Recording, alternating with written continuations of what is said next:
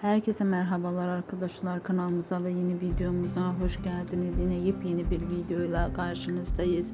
Yakışıklı oyuncu Burak Özçivit ve onun partneri Neslihan Atagül'den çok güzel fotoğraflar geldi.